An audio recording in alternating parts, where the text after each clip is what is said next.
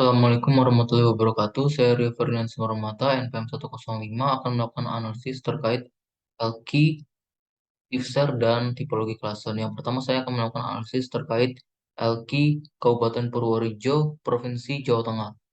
Ini saya sudah mendapatkan hasilnya.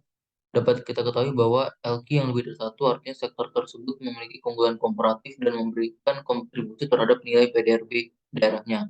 Sementara yang kurang dari satu, sektor tersebut tidak memiliki keunggulan komparatif dan bergantung pada daerah lain. Di sini ada 8 dari 17 sektor yang memiliki basis seperti pertanian dan kehutanan, transportasi pergudangan, informasi komunikasi, real estate, administrasi pemerintahan, jasa pendidikan, dan jasa kesehatan, kegiatan sosial, dan jasa lainnya. Selanjutnya adalah analisis LQ tenaga kerja. Dapat dilihat bahwa sektor pertanian, kehutanan, dan perikanan adalah salah satu sektor yang memiliki basis, yang artinya sektor tersebut memberikan serapan tenaga kerja yang paling tinggi dibandingkan sektor-sektor lainnya. Selanjutnya adalah analisis SIFSAR, yaitu untuk melakukan analisis ini perlu mencari RIJ, RIN, dan RN. Yaitu RIJ adalah sektor I tingkat kabupaten, RIN adalah sektor I tingkat provinsi, RN adalah tingkat pertumbuhan daerah yang lebih luas dalam hal ini provinsi. Dapat dilihat nilai RIJ dan RIN semuanya memiliki nilai yang positif kecuali pada sektor administrasi pemerintahan karena nilai PDRB di tingkat kabupaten dan provinsi mengalami penurunan. Selanjutnya kita akan melakukan analisis NIJ, yaitu NIJ adalah komponen pertumbuhan provinsi yang hasilnya didapat daripada perkalian RN dikali PDRB sektoral provinsi.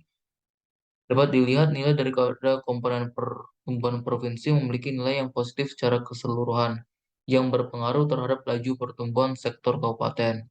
Yang kedua adalah MIJ. MIJ adalah komponen pertumbuhan proporsional, yang nilainya bisa terdapat dari hasil PDRB sektoral kabupaten tahun awal dikalikan dari hasil RIN dikurang RN.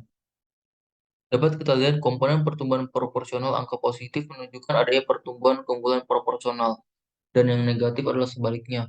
Di sini saya sudah memberikan warna oranye untuk sektor-sektor yang memiliki keunggulan proporsional seperti sektor pertambangan penggalian, sektor pengadaan listrik dan gas, pengadaan air, konstruksi, perdagangan besar, penyedia akomodasi, dan informasi komunikasi adalah sektor-sektor yang memiliki keunggulan proporsional karena nilainya positif. Sementara yang memiliki nilai negatif artinya tidak memiliki keunggulan proporsional.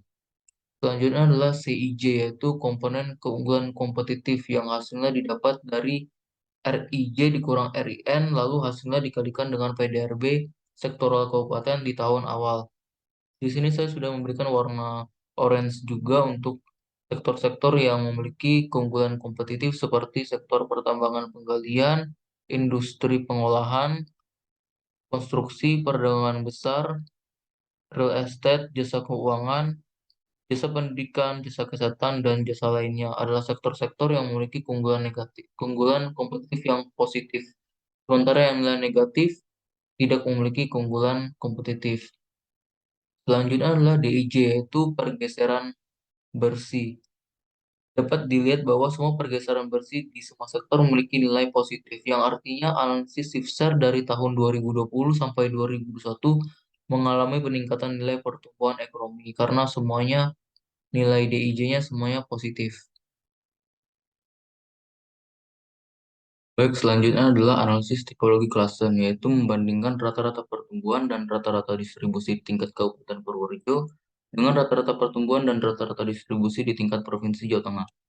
Ini ada beberapa keterangan, yaitu sektor maju tapi tertekan, sektor potensial dan masih dapat berkembang, sektor maju dan tumbuh pesat. Sektor maju tapi tertekan adalah sektor di mana rata-rata pertumbuhan Kabupaten Purworejo lebih rendah dibandingkan rata-rata pertumbuhan di tingkat Provinsi Jawa Tengah, namun memiliki rata-rata distribusi yang jauh lebih tinggi dibandingkan rata-rata distribusi di tingkat Provinsi Jawa Tengah. Di sini sektor maju tapi tertekan ada di sektor pertanian kehutanan, sektor pengadaan listrik, pengadaan air dan sampah, konstruksi, penyedia akomodasi makan dan minum, informasi komunikasi, sektor jasa perusahaan dan administrasi pemerintahan. Yang kedua adalah sektor potensial dan masih dapat berkembang.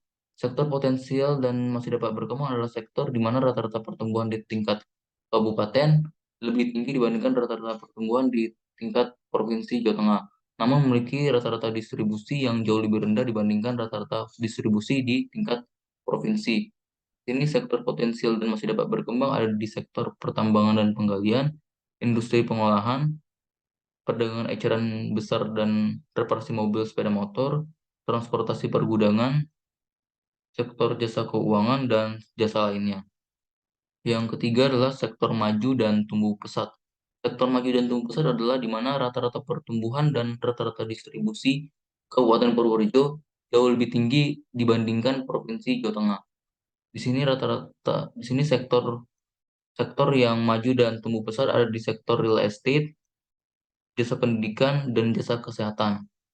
Sekian presentasi analisis tipologi klasen dari saya. Kurang lebihnya mohon maaf. Terima kasih.